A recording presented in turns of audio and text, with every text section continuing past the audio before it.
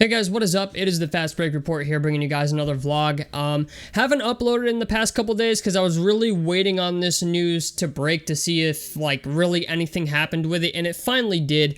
The Utah Jazz head coach Quin Snyder has decided to step down as the Utah Jazz's head coach, and apparently Donovan Mitchell is unsettled by this move. He doesn't know what direction the franchise is going to go in now because of this, and I'm gonna be honest with you, man.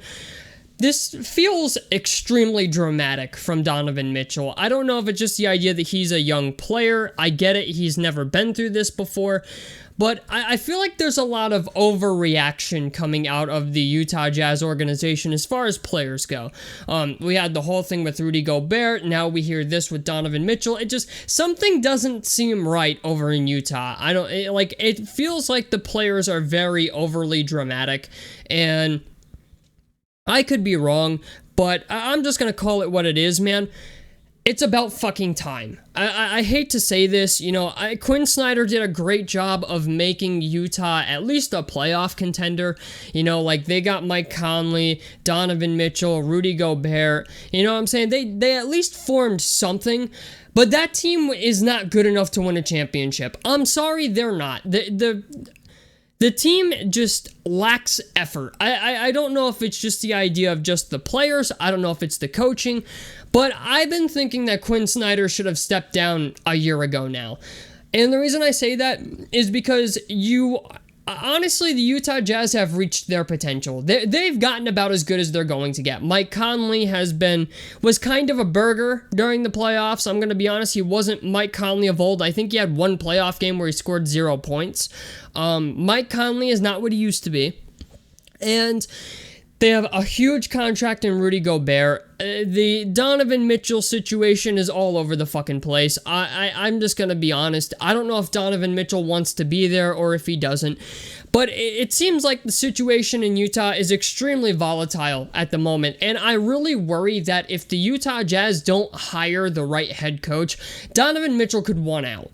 And honestly, if you ask me, the Donovan Mitchell situation is its own thing.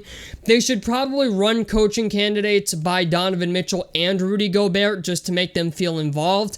Say these are the guys that we're looking at. Who would you like us to look at as well?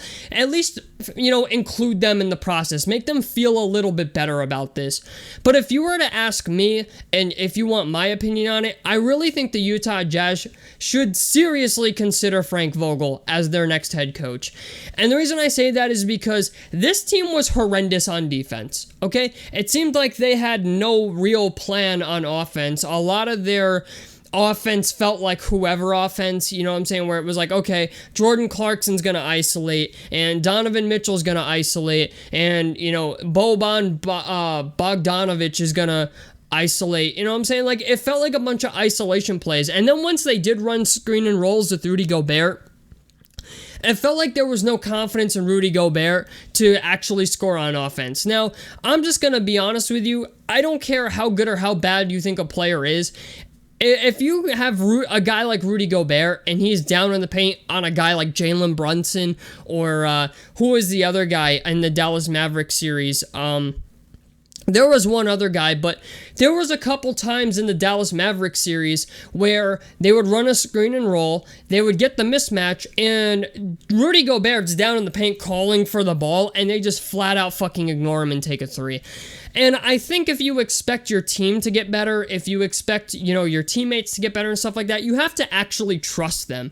And it feels like there's no trust on that team. It feels like everybody's out there playing hero ball for the most part, you know what I'm saying? People are taking shots when they get them. There's a lot of isolation plays.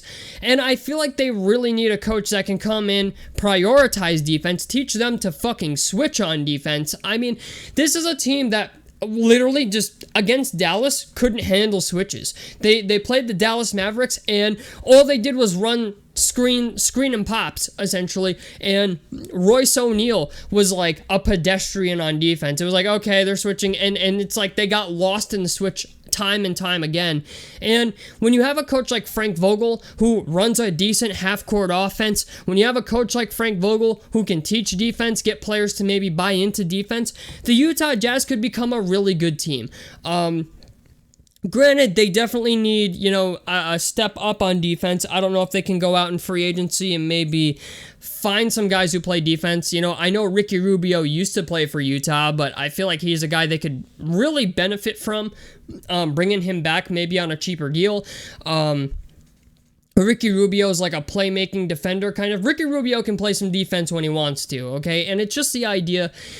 This is a team that needs so many things, and honestly, defense is one of the biggest issues with this team. They absolutely, for whatever reason, on the perimeter, it seems like they just don't give a fuck, and more often than not, I see Rudy Gobert running out to the perimeter to play defense on a guy, when that shouldn't be Rudy Gobert's job, okay? Rudy Gobert, I get it, is arguably Defensive Player of the Year candidate every year, but his job is to defend the post. His job is not to go out on the fucking perimeter and guard Jordan, someone like Jordan Clarkson or, for example, Kyrie Irving or a Josh Hart or, a CJ McCollum. That's not his job, okay? I get it, yeah, if you get the switch onto him, yeah, then it's your job. But too often do I see people getting lost in screens and running around on fucking defense, and then Rudy Gobert's got to go over there and pick up the guy because, the guy who should be defending him has no idea where the fuck he should be.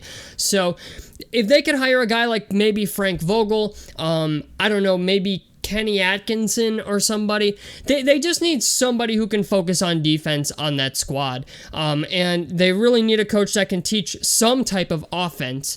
When Frank Vogel was the coach of the Pacers, I think he did a great job. As a Pacers fan, I can say Frank Vogel is a half-court offense, defensive-minded coach. And I think with the right team, a team like Utah, he's got Donovan Mitchell, who's young. Rudy Gobert, I think, is definitely going to buy into defense, and he's definitely going to buy into half-court offense, especially if he's more involved.